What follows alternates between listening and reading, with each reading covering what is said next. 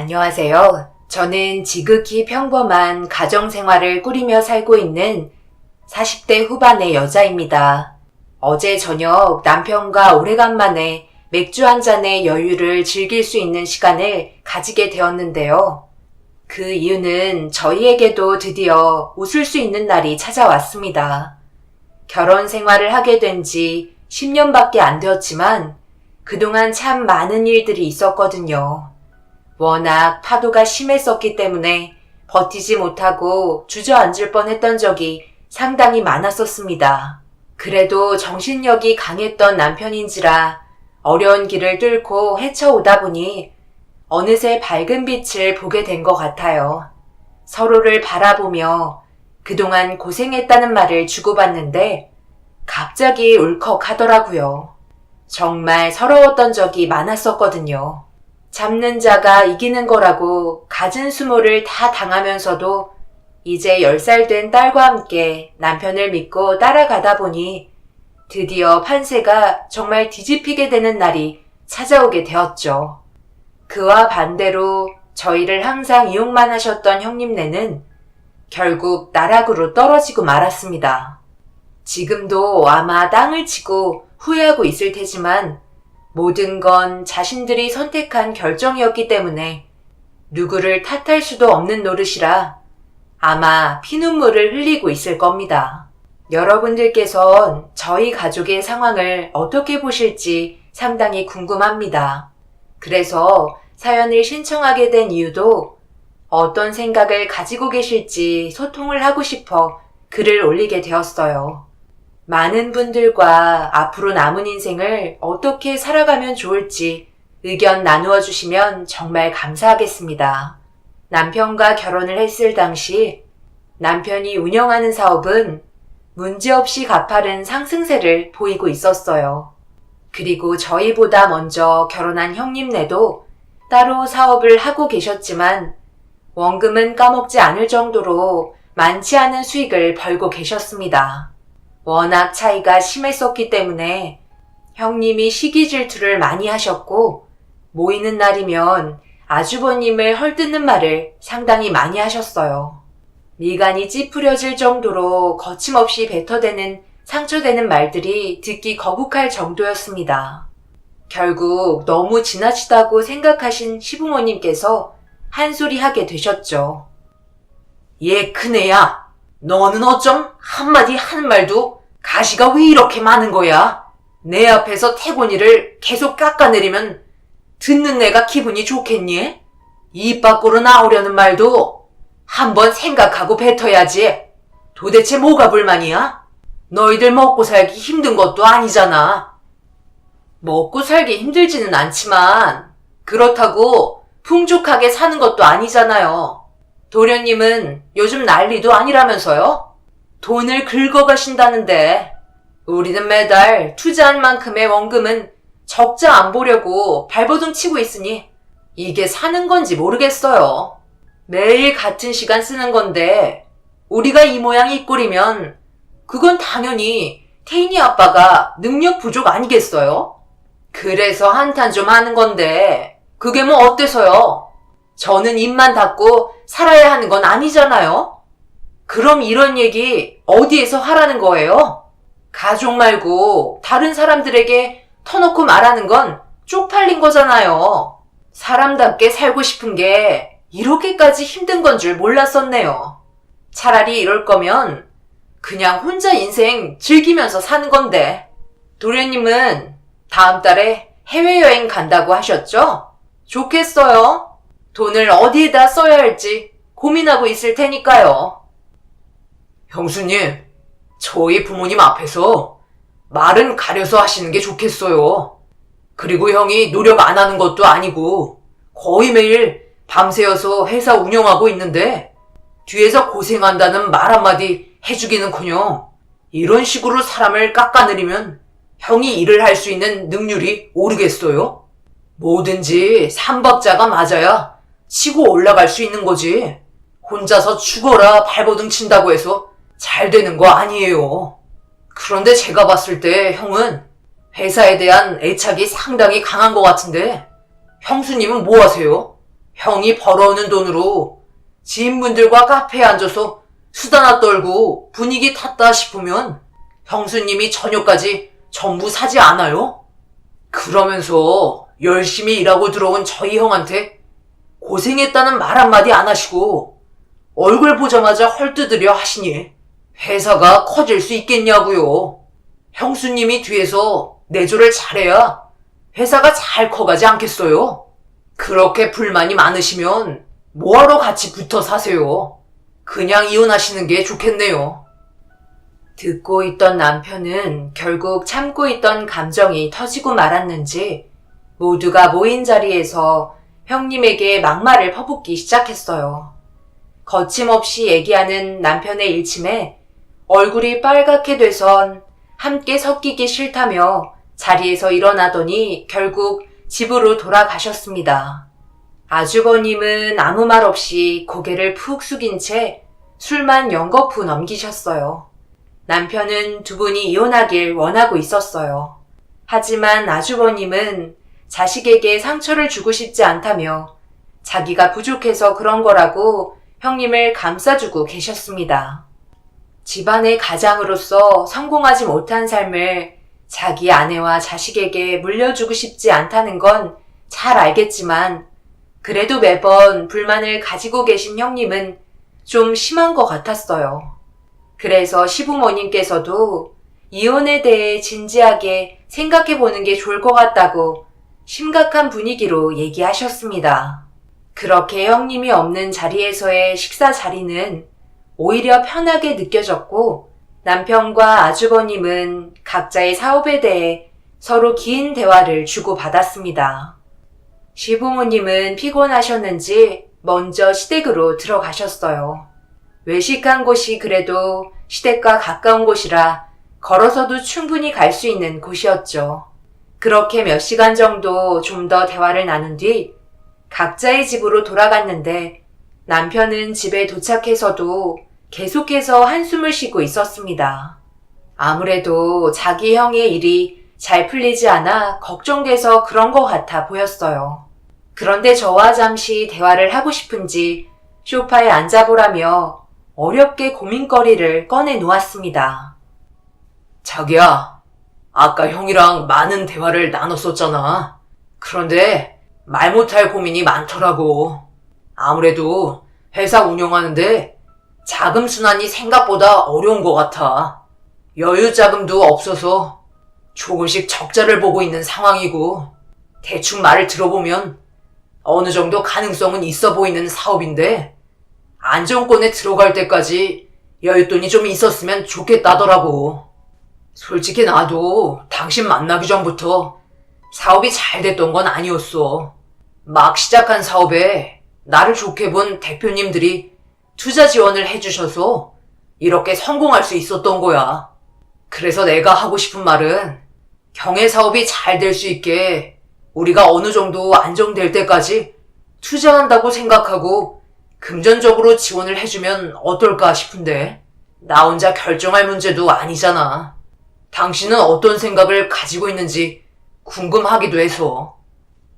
그러니까 당신은 아주버님의 사업이 일어날 수 있게 뒤에서 투자하고 싶다는 거잖아. 이 문제는 상당히 신중해야 되는 거 알지? 우리도 자칫하다간 어려워질 수도 있는 문제라고. 그리고 아주버님은 가족이라 안 그러시겠지만 가족이라는 게 돈과 연결되어 있으면 분명 불행도 같이 쫓아온다는 걸 알고 있어야 돼. 나보다 이런 건 당신이 더 잘 알겠지만 언제나 나는 당신 의견을 존중하니까 이번 결정도 신중하게 생각하고 진행했으면 좋겠어. 어떤 결정을 하더라도 항상 당신 뒤에는 나와 우리 딸 다혜가 있다는 걸 잊지 마. 저는 남편의 결정을 존중해 주기로 했어요. 점점 자존감이 떨어지고 있는 자기 형을 보고 있는 남편이 괴로워하는 걸 저 또한 보고 싶지 않았습니다. 그리고 저희에게 필요한 자금 외엔 아주버님의 사업에 투자를 해드렸고 원활한 자금 융통이 이루어지면서 만들어지는 제품들도 제때에 납품이 이루어졌습니다. 남편은 믿을 사람은 가족밖에 없다며 어려웠을 때 도와줘야 한다면서 불안정했던 관계를 원활하게 만들었고 사업이 조금씩 잘 되어가니 형님도 입이 귀에 걸리셨어요. 그리고 항상 부정적인 말들만 늘어놓으셨던 분이 아주버님을 떠받들면서 가족 모임을 할 때마다 자기 남편이 최고라고 좋은 말들만 늘어놓으셨네요. 아주버님은 사업이 잘 될 수 있었던 게 전부 남편 때문이라며 고마워하셨어요. 그게 왜 도련님 때문이야? 전부 당신이 노력해서 얻게 된 결과물이지. 도련님이 조금 도와주신 건 인정하지만 감 떨어질 때까지 당신이 입만 벌리고 있었던 건 아니잖아? 그동안 얼마나 많은 노력을 해왔었어. 그러니 당신 공이 큰 거라고. 그래, 알았으니까 그만하거라. 갑자기 왜 또 이상한 쪽으로 흘러가는 거야? 오래간만에 만난 자리에서 분위기 안 좋게 만들 거야? 한 번만 더 그때처럼 자리 박차고 먼저 일어나서 가버리면 나도 그냥 두고만 보고 있지 않을 거다. 어머님은 항상 나한테만 뭐라고 하셔. 제가 뭐 틀린 말 했어요? 오늘 같은 날 그냥 저희 남편 잘했다고 띄워주면 되는 거잖아요. 왜 또 열을 올리고 그래? 그만 좀 해.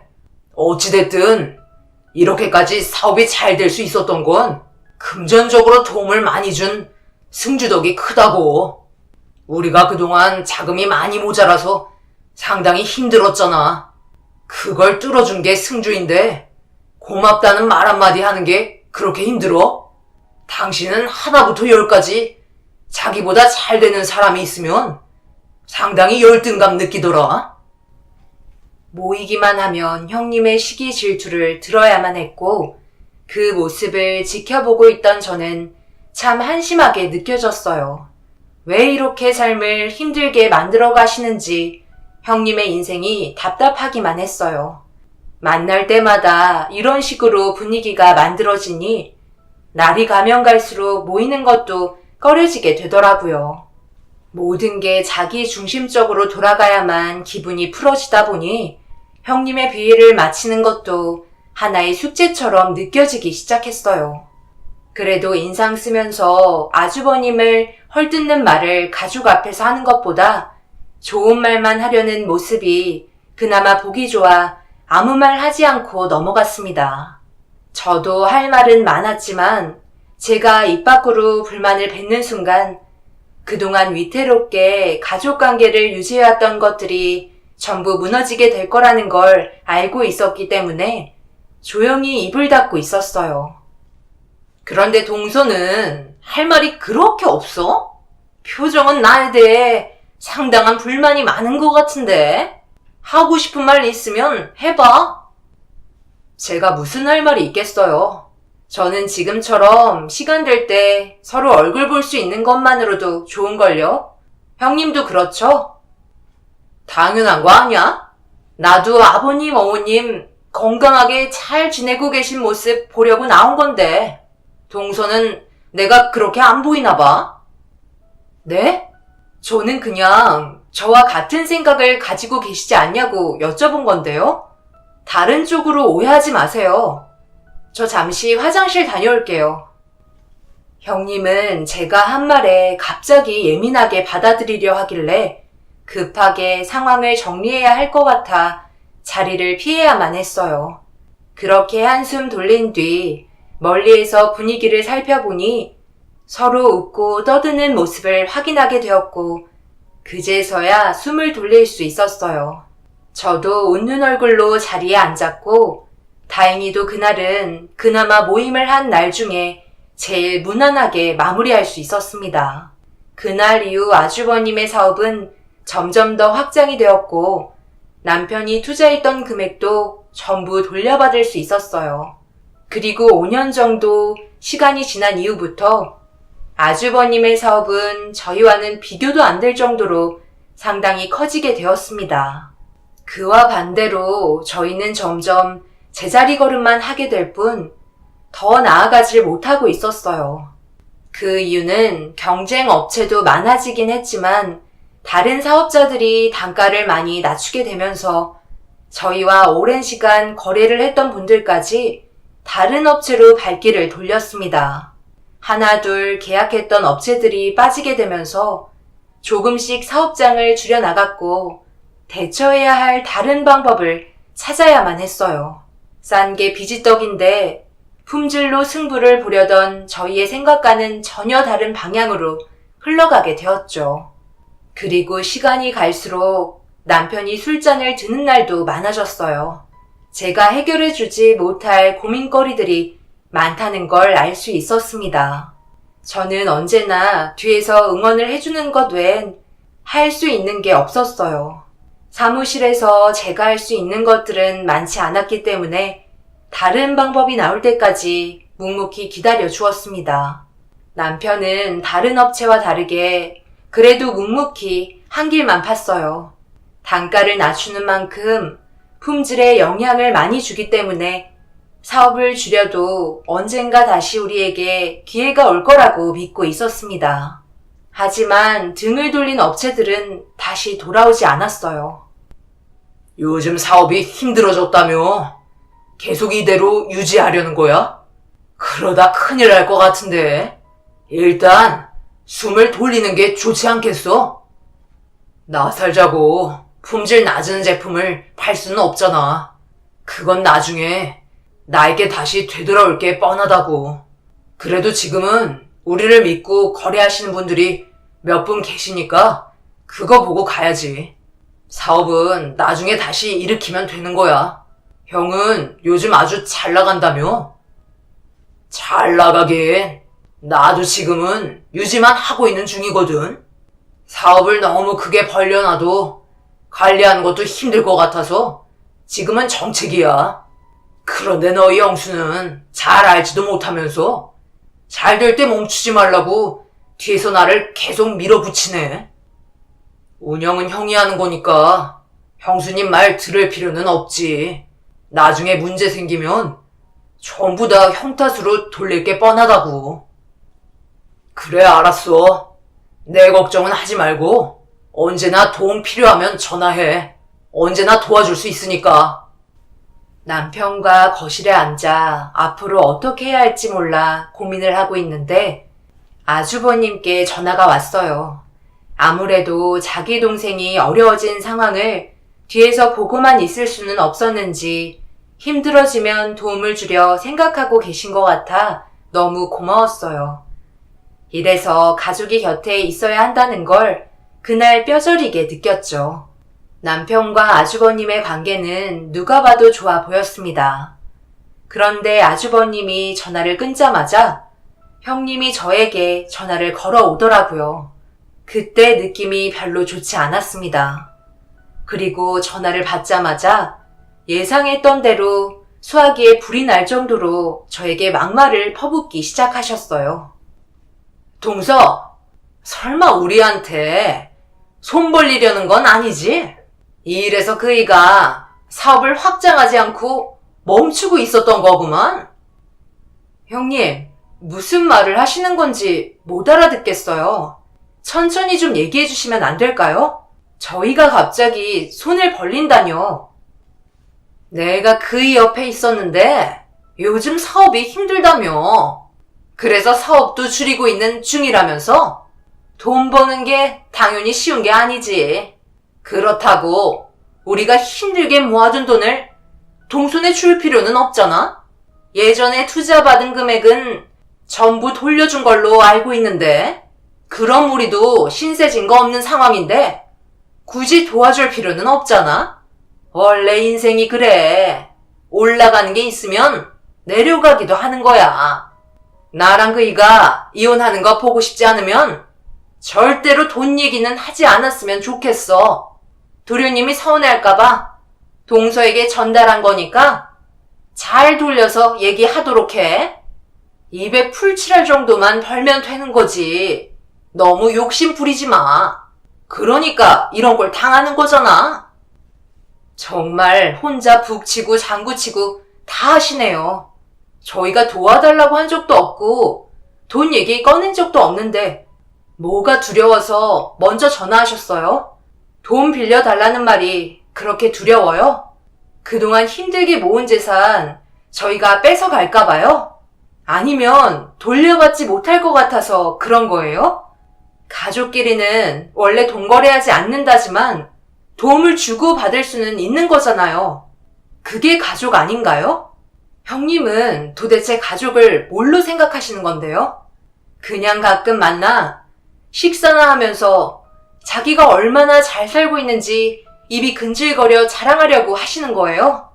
제가 그동안 참고 또 참고 있었는데요. 도대체 뭐가 그리 잘나셨길래 저희 가족을 함부로 대하세요? 저나 남편이 형님에게 안 좋은 말 한 번이라도 한 적 있어요? 서로 말조심하면서 최대한 감정 상하지 않게 관계를 유지하고 있는데 형님은 아직 감정 조절도 되지 않는 7살 태인이보다 못하신 것 같아요. 앞으로 이런 말씀 하실 거면 2번 다시 전화하지 마세요.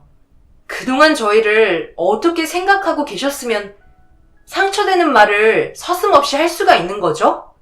더 이상 대화하고 싶지 않네요. 너무 어이가 없어 전화를 끊어버렸습니다. 형님은 날이 가면 갈수록 점점 심하게 변해가고 있었어요. 자기 수중에 돈이 떨어지면 극도의 불안감을 나타낼 정도로 돈에 대한 집착이 상당했습니다. 그나마 다행이었던 건 형님 전화인 걸 확인한 순간 자리를 옮겨 통화를 했던 게 잘한 선택이었어요. 남편이 옆에 같이 있었다면 분명 집안 싸움이 날 정도로 형님의 막말은 귀에 담기 힘들 정도로 심했었어요. 이런 소리를 듣지 않으려면 사업이 잘 돼야 하는데 시간이 지날수록 사업은 점점 더 위태로워졌습니다. 결국 저희는 부도 위기까지 오게 되면서 모든 걸 처분하던지 아니면 다른 사람들처럼 저품질의 제품을 생산해서 다시 시작하는 방법 외엔 다른 해결책은 없었습니다. 그런데 남편이 아주버님과 형님을 따로 불러 식사 자리를 마련했어요. 그때 알 수 있었죠.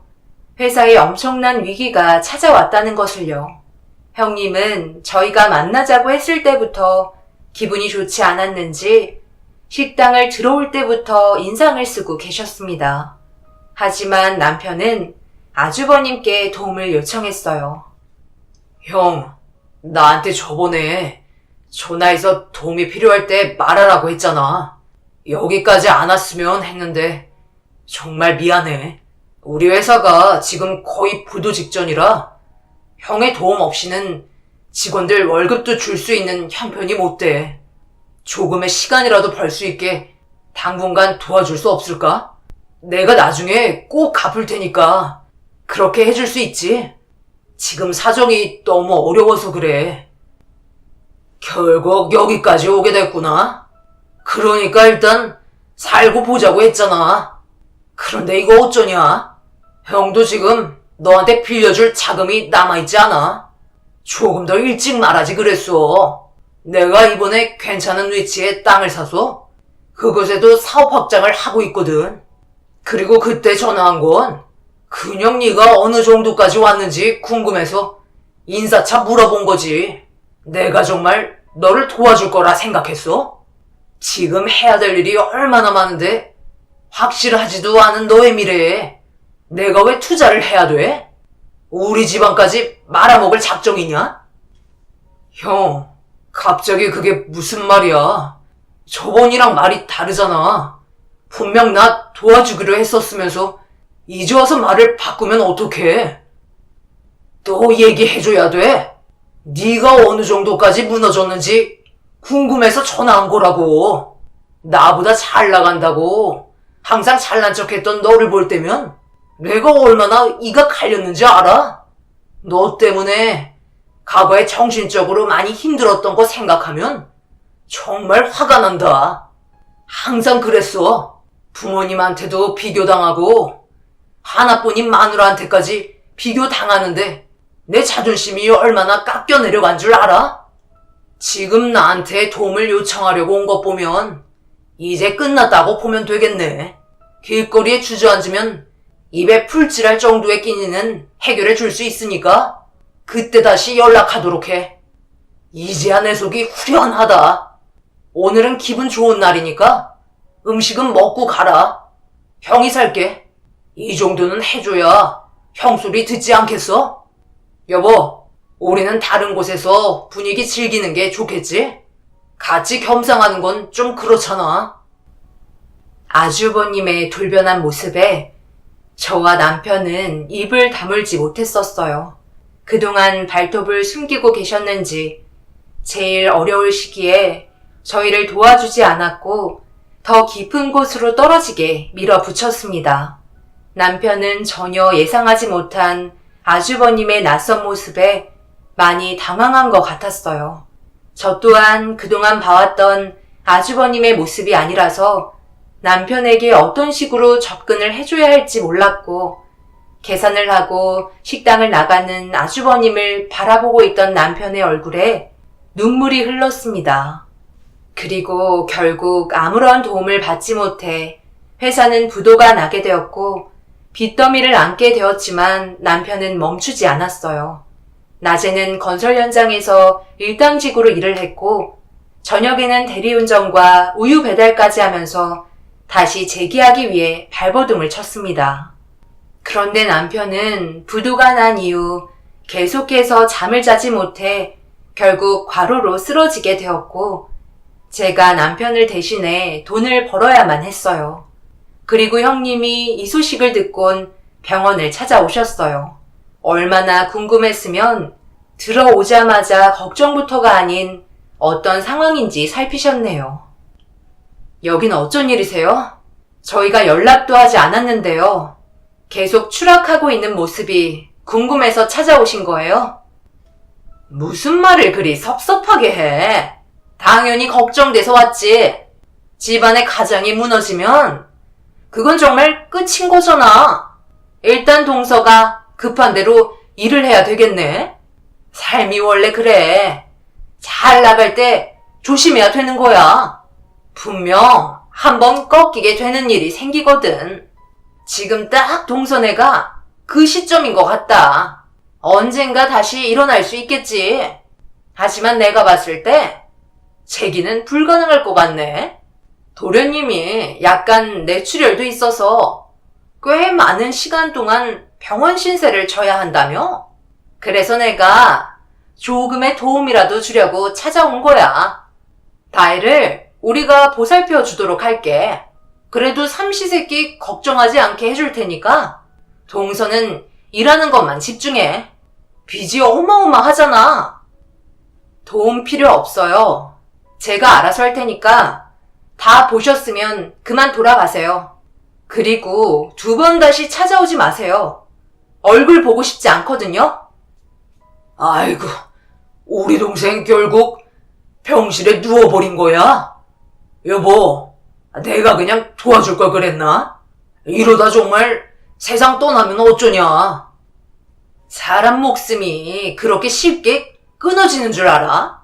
다혜를 우리가 돌봐줄까 하고 그래야 미안함도 덜 수 있을 것 같아서. 그거 좋은 방법이네. 다혜가 무슨 죄가 있겠어. 다 부모 잘못 만난 탓이지. 앞으로의 인생이 창창한데 걱정이네.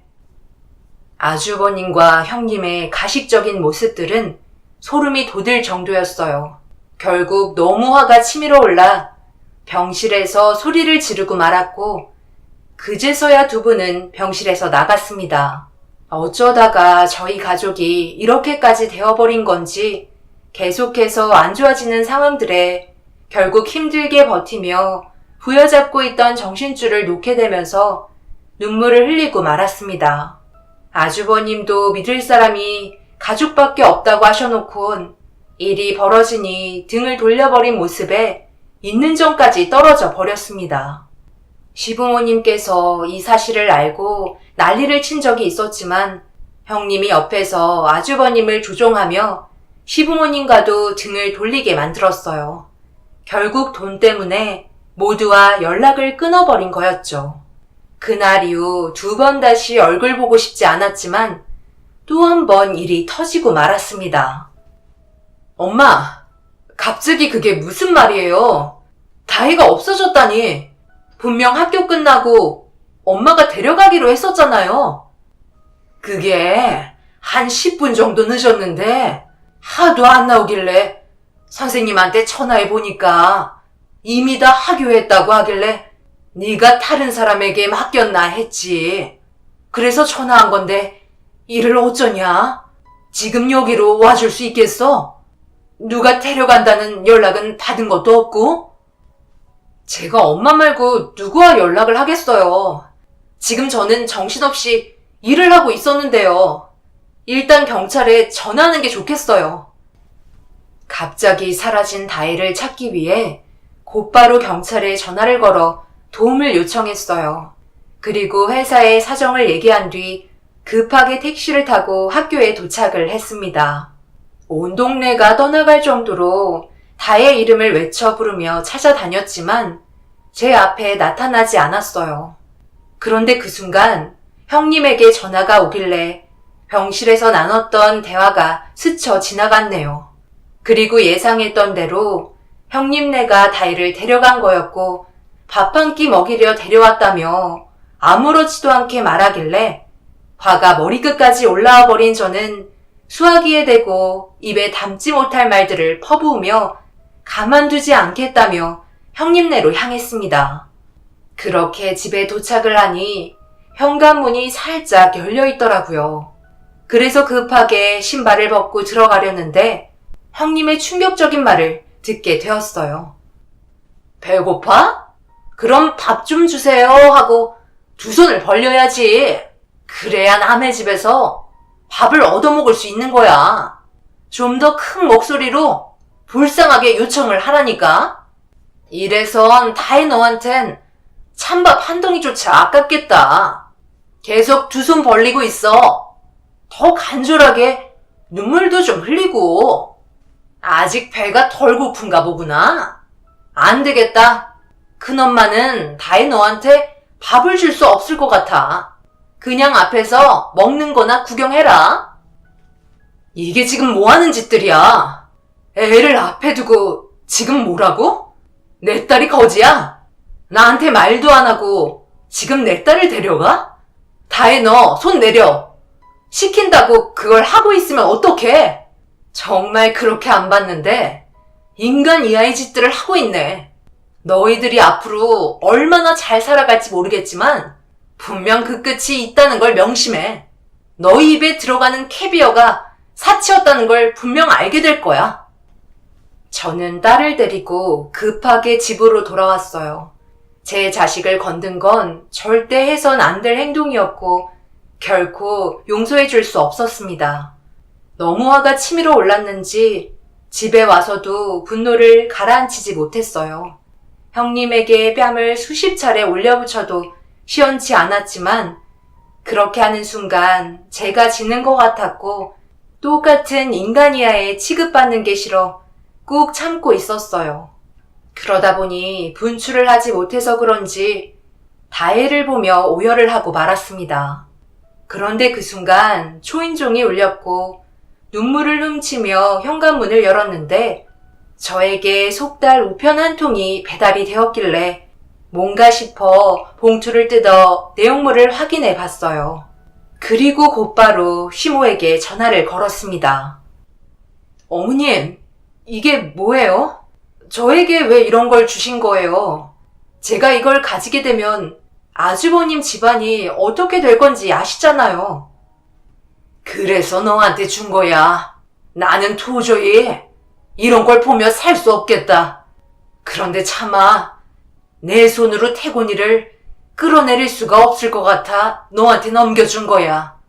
분명 그동안 쌓아왔던 게 한순간에 무너질 테지만 그래도 어쩌겠니? 그놈들은 이미 사람이 아닌걸. 우리는 이미 결정을 내린 거니 나머진 다혜엠이 너 손에 달렸다. 부탁하마.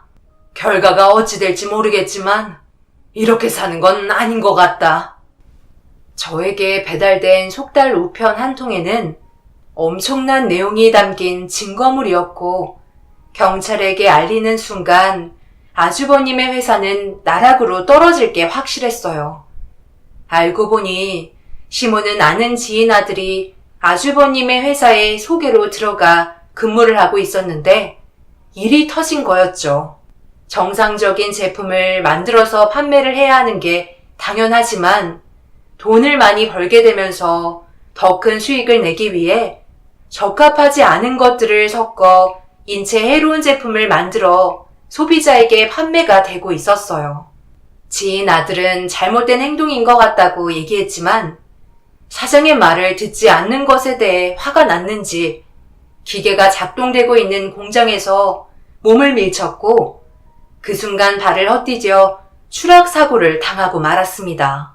전신이 마비가 돼서 아무것도 밝혀낼 수 없게 되자 더 이상 두고 볼 수 없었는지 시모와 지인 부모는 악착같이 내부의 상황을 전부 밝혀내었고 시모와 오랜 기간 관계를 유지했던 지인분께서 시모에게 직접 내려오게 해달라고 부탁을 한 거였어요.